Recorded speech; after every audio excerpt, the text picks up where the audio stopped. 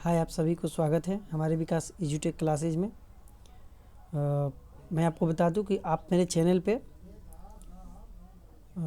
9th 10th के science, social science, computer और English की तैयारी कर सकते हैं। आज हम लोग पढ़ने वाले हैं 10th क्लास के फिजिक्स। चलिए स्टार्ट करते हैं। आज हम लोग देखते हैं फिजिक्स में आज हम लोग क्या सीखेंगे।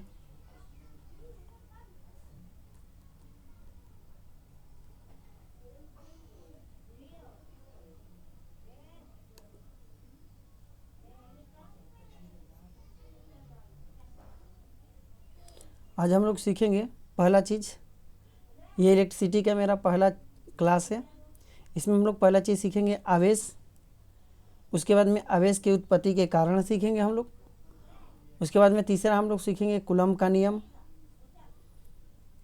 और अगला हम लोग सीखेंगे आवेशों के प्रवाह यानी कि फ्लो ऑफ चार्ज, विद्युत धारा, इलेक्ट्रिक करंट।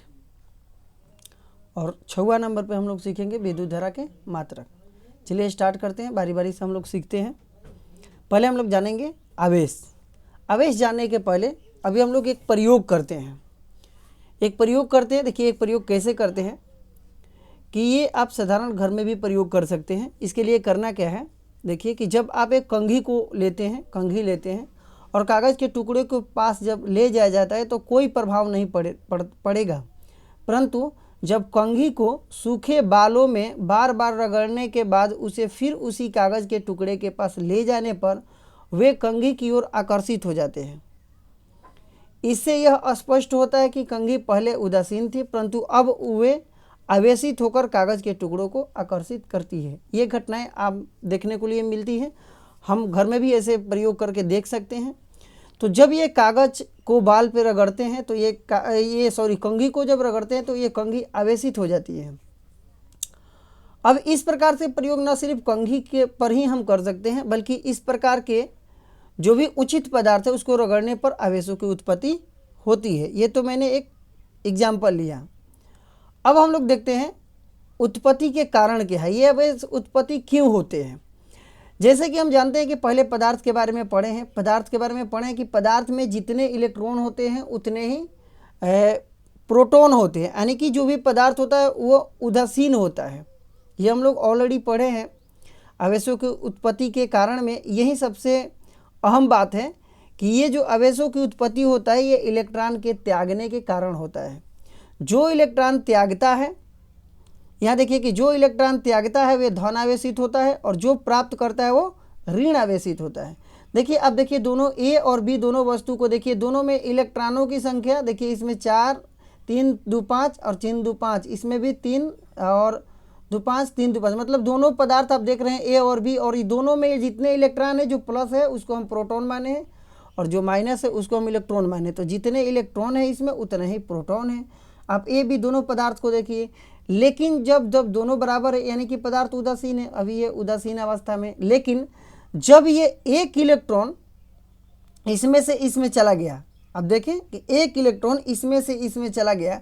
अब अगर आप ध्यान से देखेंगे तो जो ए वाला वस्तु है, ए वाला, इसमें 5 प्रोटॉन बचा लेकिन 4 इलेक्ट्रॉन बचा। लेकिन अगर इस वस्तु को आप देखेंगे तो 6 इलेक्ट्रॉन हो गया और 5 ही प्रोटॉन रहा, यानी कि ए वस्तु से एक इलेक्ट्रॉन उठकर बी में चला गया। तो इस प्रकार से ए में किसकी संख्या ज़्यादा हो गया, प्रोटॉन की संख्या ज़्यादा हो गया।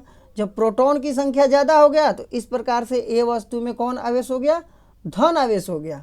और बी जो हमारा वस्तु है उसमें कौन आवेश हो गया, ऋण आवेश हो गया। क्यों, क्योंकि बी जो वस्तु है हमारा उसमें इलेक्ट्रॉनों की संख्या ज़्यादा हो गई।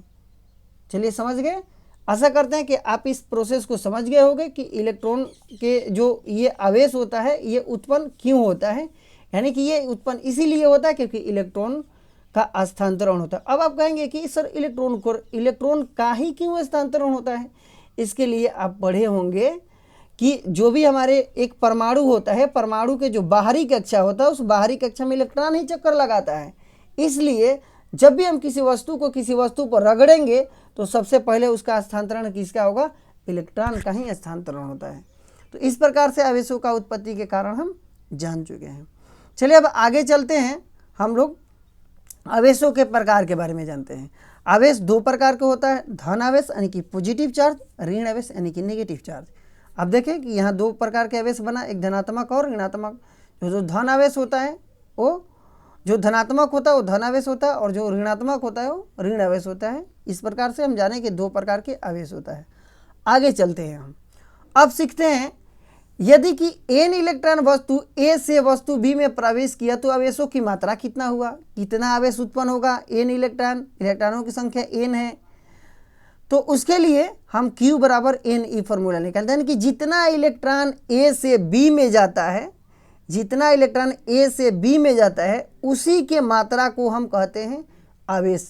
कितना आवेश हुआ, जैसे मान लीजिए जहाँ मैंने यहाँ फॉर्मूला आप देख रहे हैं, ये फॉर्मूला Q बराबर n है। n मतलब नंबर ऑफ इलेक्ट्रॉन और E मतलब इलेक्ट्रॉन, और एक E मतलब इलेक्ट्रॉन, तो क्या इलेक्ट्रॉन, तो n मतलब नंबर यानी कि संख्या, और E मतलब एक इलेक्ट्रॉन पर आवेशों की मात्रा।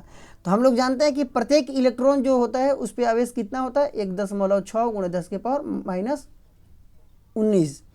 यानी कि मान लीजिए 5 इलेक्ट्रॉन गया A वस्तु से B वस्तु में, अगर 5 इलेक्ट्रॉन गया तो हम 5 से 1.6 गुणे 10 के पावर माइनस 19 में गुणा कर देंगे, उतना कूलम्ब आवेश उत्पन्न हुआ। तो ये रहा आवेशों की मात्रा के कितना आवेश उत्पन्न हुआ, ये हम लोग सीख गए। आगे चलते हैं, इससे फॉर्मूला भी बन गया, आवेश बराबर संख्या और गुणे इलेक्ट्रॉनों पर आवेश, यानी कि एक इलेक्ट्रॉन पे आवेश। इससे हम आवेशों की मात्रा निकाल सकते हैं। अब विद्युत आवेशों के प्रमुख गुण देखिए क्या होता है।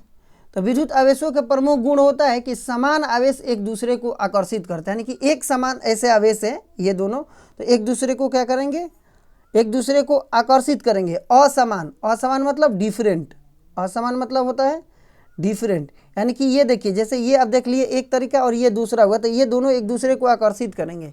लेकिन जब यही समान हो जाते हैं, समान आवेश, तो एक दूसरे को प्रतिकर्षित करते हैं, यानी कि एक लेखा रहेगा एक आवेश, तो एक दूसरे को प्रतिकर्षित करेंगे, मतलब एक दूसरे को इम्पल्स करेंगे, मतलब नहीं सटने देंगे, प्रतिकर्षित उल्टा। लेकिन जब ये असमान हो जाएंगे तो एक दूसरे को आकर्षित करेंगे। जैसे हम लोग चुंबक में पढ़े ना, चुंबक असमान ध्रुवों को चुंबक सटाता है, लेकिन जो समान ध्रुव होता है उसको नहीं सटाता है, प्रतिकर्षित करता है, एक दूसरे की ओर टिलता है उसको।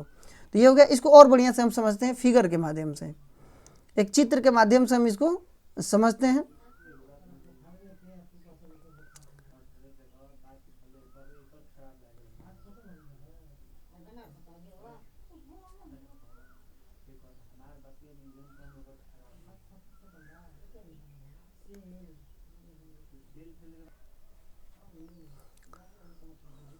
अब आप यहाँ पे समझिए इस बात को, देखिए यहाँ पे जैसे मैंने दिखाया है कि ये प्लस हो गया और ये माइनस हो गया, दोनों एक दूसरे के विपरीत है, तो ये दोनों क्या कर रहे हैं, ये बल की दिशा दिखा रहे हैं कि एक दूसरे को आकर्षित कर रहे हैं।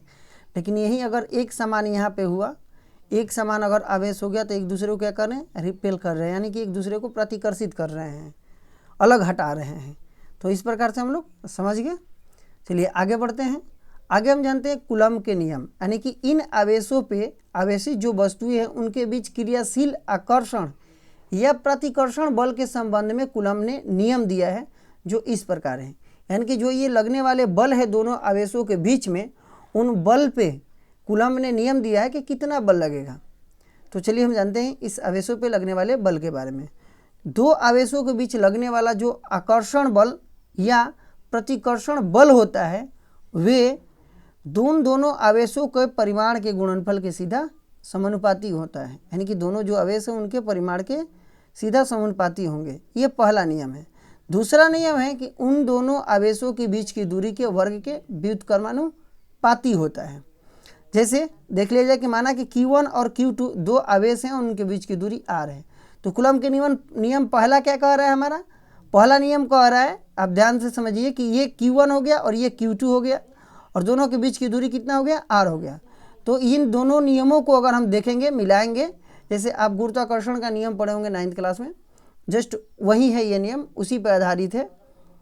तो यहाँ पे Q1 Q2 हो जाएगा F के समानुपाती, और F के व्युत्क्रमानुपाती r यानी कि दूरी के वर्ग होगा, यानी कि ये दोनों को मिलाने से हमें ये फॉर्मूला प्राप्त होगा, यानी कि F बराबर K Q1 इंटू Q2 बटा में r², जहाँ K क्या है, K एक नियतांक है, K एक नियतांक है। यही हमारा है कूलम्ब के नियम, जिससे हम बल का मान ज्ञात कर सकते हैं कि दोनों आवेशों के बीच कितना बल कार्य कर रहा है। आगे हम बात करते हैं कूलम्ब के नियम के बाद आवेशों के प्रवाह के बारे में, यानी कि फ्लो ऑफ चार्ज है। आवेशों के प्रवाह किस प्रकार से होता है, अब इसे ध्यान से समझिए। यदि गोला ए तथा बी को किसी चालक से जोड़ दिया जाए तो आवेशों का प्रवाह होने लगता है। ये दो आवेशित गोला है, ठीक है। दोनों आवेशित गोला को अगर हम एक तार के माध्यम से जोड़ दे रहे हैं, ठीक है, तो आवेशों का प्रवाह होने लगता है। अब ये आवेशों का प्रवाह, अब देखिए, अब ये जो आवेशों का प्रवाह है, इसमें एक प्रश्न उठता है कि आवेशों का प्रवाह गोला ए से बी की ओर होगा या गोला बी से ए की ओर होगा, ये सवाल उठता है। तो देखिए इसका आंसर मैं यहाँ बता रहा हूँ कि जो गोला ए होता है, आवेशित धन जो होता है, आवेश धन जो गोला है, जो धन आवेश यानी कि जो ये प्लस वाला है और ये जो माइनस वाला है, तो ये प्लस वाले को उच्च विभव माना जाता है और ये माइनस वाले को निम्न विभव माना जाता है। तो जो आवेशों के प्रवाह होता है ये प्लस से माइनस की ओर होता है, प्लस से माइनस की ओर होता है।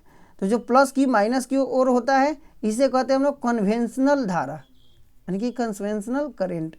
और जो माइनस से प्लस की ओर जो इलेक्ट्रॉन बहते हैं उसे इलेक्ट्रॉनिक धारा कहते हैं।